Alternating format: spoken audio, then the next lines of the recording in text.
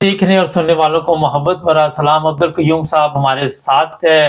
سر یہ بتائیے 50 سال پہلے 7 ستمبر کو پارلیمنٹ نے احمدیوں کو غیر مسلم اقلیت قرار دیا تھا، آپ کس نظر سے دیکھ رہے ہیں اس کو؟ مبارک صاحب دیکھیں، یہ ایک ملز کا بنایا ہوا وہ ایک کہانی تھی جس کو وہ لے کے تو لوگوں سے ووٹ لینا چاہ رہے تھے، کیونکہ لوگ پاکستانی جاہل ہیں، ان پڑھ لوگ ہیں، پڑھے لکھے تو ہے نہیں ہے، قرآن الکریم کسی نے پڑھا نہیں ہے، اسلام ہے ہی قرآن الکریم، تو جو لوگ قرآن نہیں پڑھتے ان کو آپ ورگلا لیں پیروں کے تھرو، خرگاہوں کے تھرو، داتوں کے تھرو، مولاؤں کے تھرو۔ تو یہ ایک سیاسی ایک کھنڈا تھا جو بھٹو خود مسلمان نہیں تھا، آپ کو پتہ ہے اس کی ہسٹری کیا تھی۔ تو یہ مل ملا کے انہوں نے ایک ایسے طبقے کے اوپر جا کے تلوار مار دی جو صحیح مسلمان تھے، جو بہترین مسلمان تھے، جو اسلام کو ماننے والے، قرآن کو ماننے والے۔ تو یہ ہماری جاہلیت ہے۔ اب دنیا میں کہیں دیکھیں نا، دنیا میں کسی اور جگہ اس طرح کے کبھی بل پیش کیا ہوا ہے کیا؟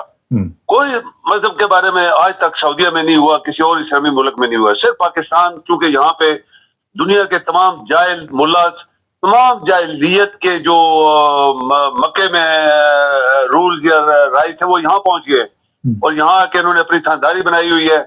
جو کافر ہیں وہ مسلمان ہیں، جو مسلمان ہیں وہ کافر ہیں۔ تو یہ اگر آپ کے مبارک صاحب اس ملک کے اندر اسلام قرآن ہے، قرآن کریم کو صحیح پڑھایا جاتا ہے ایک ایک حرف، تو کسی کی جرأت نہ ہوتی یہ اس طرح کے کام کرتے ہیں۔ سر قرآن کریم کے لیے تو اتنے مدرسے کھلے ہوئے ہیں وہاں پہ، وہ تو رات دن کہتے ہیں بڑی محنت کر رہے ہیں ہم۔ وہ قرآن کریم وہ جو مدرسے کھلے ہیں نا، وہ ان کو رٹا لگواتے ہیں۔ آپ کو پتہ ہے کہ یہ جتنے مدرسے اسکولوں کے یہ رٹا لگواتے ہیں، معصوم بچوں کے ذہن خراب کرتے ہیں۔ حالانکہ قرآن جو ہے وہ جس کو ہم کہتے ہیں کہ آپ نے قرآن کو یاد کرنا ہے، اس کے لیے ایک ایج ہونی چاہیے۔ مبارک صاحب یہ بڑی ضروری پوائنٹ ہے، ایک ایسی ایج جس میں بچہ سمجھ پائے کہ میں کیا پڑھ رہا ہوں، اور پھر ایک ایک حرف کا ساتھ اس کو مطلب بتایا جائے، تاکہ وہ بچہ سمجھے کہ میں پڑھ کیا رہا ہوں اور اس کا مطلب کیا ہے۔ پاکستان میں کچے ذہن کے بچوں کو رٹا لگوا کے ان کو پاگل کر دینا، اور پھر ساری زندگی ان کو جو ملا نے بتایا، جو ان پڑھ ہے، جو جاہل ہے، جو ٹوٹلی اسلام کا جس کو پتہ نہیں ہے، اس کی وہ باتوں کے اوپر لوگ لگے رہتے ہیں، ساری زندگی گزر جاتی ہے۔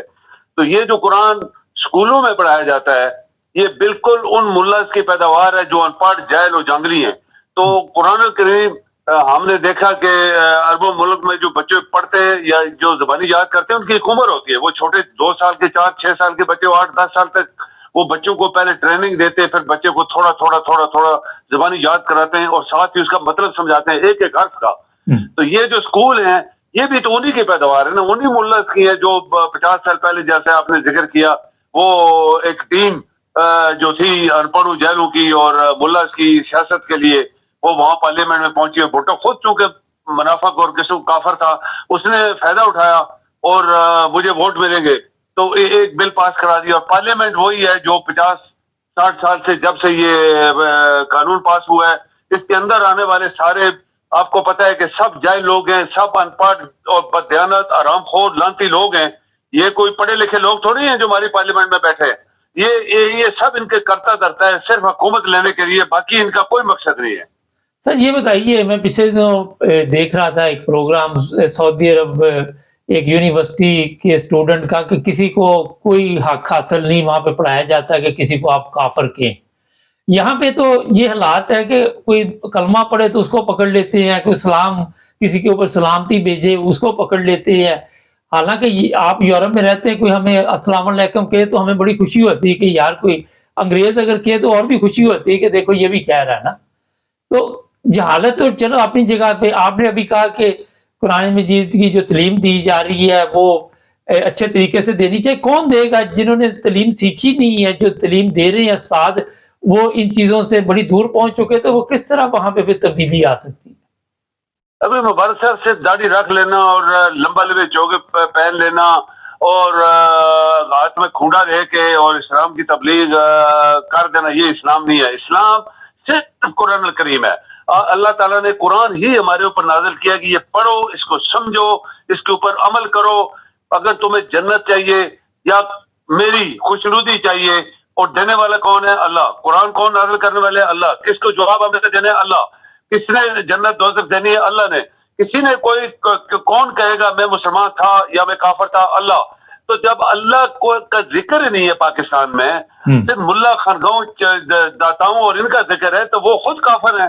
سب سے بڑی بات ہے، کافر تو کبھی کسی کو مسلمان نہیں مانتے، اور مسلمان جو ہیں وہ جو ہوتے ہیں وہ ان کی باتوں میں نہیں آتے. وہ اللہ پہ یقین کرتے ہیں. ہم اللہ پہ یقین کرتے ہیں. اللہ نے پیدا کیا، اللہ کو جواب دے. اللہ ہی جنت دوزخ دینے والا ہے. اللہ ہی مجھے، اگر میں کافر ہوں فار ایگزامپل، تو مجھے اللہ قیامت والے دن بتائے گا تم کافر تھا. تو یہ کون ہوتے ہیں؟ یہ چونکہ یہ پاکستان ایسا ملک ہے جہاں پہ کبھی بھی اسلام کا ذکر نہیں ہوا، صحیح طریقے سے نہ پڑھایا گیا نہ بتایا گیا. تو مبارک ہے، یہ ہماری بدبختی ہے. اچھا، آخر پہ یہ بتائیے کہ 50 سال کے پہلے پاکستان میں اور آج کے پاکستان میں آپ کیا دیکھ رہے ہیں؟ دیکھیے پاکستان، ابھی پاکستان کے اندر گندگی جب تک آپ صاف نہیں کروائیں گے مبارک صاحب، اس ملک کے اندر گندگی ہے، بہت بڑی گندگی ہے. تو اس گندگی جب تک نہیں ہٹے گی یہ ملک صاف نہیں ہوگا. اور گندگی کس نے مٹائی ہوئی ہے؟ ملت نے اور سیاستدانوں نے اور پاکستان کے لوٹنے والوں نے. پاکستان کے اندر جو بدیانت لوگ ہیں، جو ان پڑھ لوگ ہیں، جن کو قرآن کا اسلام کا بھی پتہ نہیں ہے، نہ دنیا کی داری کا پتہ ہے. ابھی یورپ ہے، یہاں ہم سے کوئی اسلام کے بارے میں نہیں پوچھتا. یہ دنیا کے ٹاپ پہ جا رہے ہیں، اور ہم ملا یہ وہ فلان ڈینگ، یہ کافر وہ کافر، یہ سب حرام خوری ہے، یہ سب لعنت ہے اللہ کی شاید ہمارے اوپر. بہت شکریہ سر. جی مہربانی. اصل میں قیوم صاحب کا کوئی مہمان آ رہا تھا تو میں نے 5 منٹ ان سے لیے تھے. دیکھیے بات یہ ہے جی کہ یورپ میں ہم لوگ رہتے ہیں، یہاں پہ کسی کو کوئی دلچسپی نہیں کسی کے ساتھ. فرض کریں یہاں آپ کے ہمسائے ہیں، دوست ہیں، کوئی بھی ہے، تو ان کو کوئی دلچسپی نہیں ہے کہ آپ کا مذہب کیا ہے. ہاں، اگر آپ کی اخلاقی حالت اچھی ہے، آپ ایک اچھے انسان ہیں، تو لوگوں کو اس سے دلچسپی ہے. پھر ہو سکتا ہے وہ آپ سے پوچھے کہ آپ کس مذہب سے تعلق رکھتے ہیں، آپ اتنے اچھے لوگ ہیں. لیکن یہاں پہ ایسی کوئی چیز نہیں. آپ مذہبی طور پہ آزاد ہیں. یہاں پہ آپ کو کوئی یہ نہیں کہے گا آپ کافر ہیں، آپ یہ آپ وہ. لوگ اپنی اپنی زندگی گزارتے ہیں، اپنی اپنی تبلیغ کرتے ہیں. یہاں پہ میں نے کئی دفعہ بتایا، باتیں تو وہی ہوتی ہیں، ذرا تھوڑا چینج کر کے بتانی پڑتی ہے.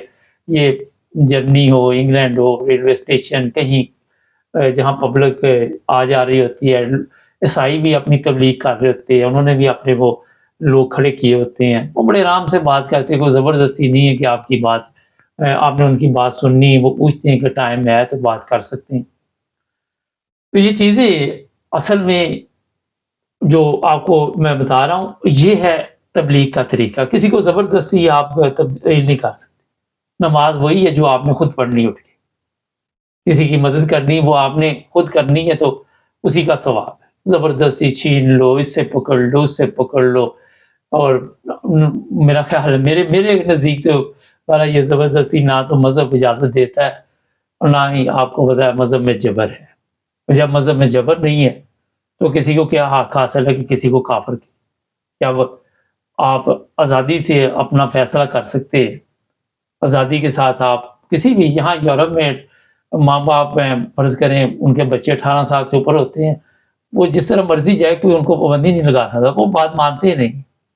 یہ بھی ایک بہت بڑی میں نے آپ کو بات بتائی.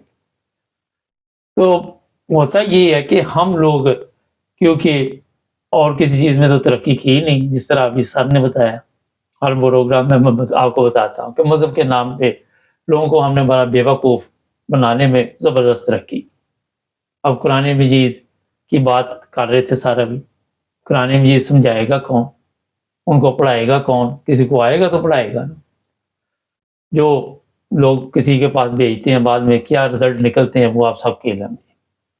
چینل کو سبسکرائب کرنے، جڑے رہیں ہمارے ساتھ.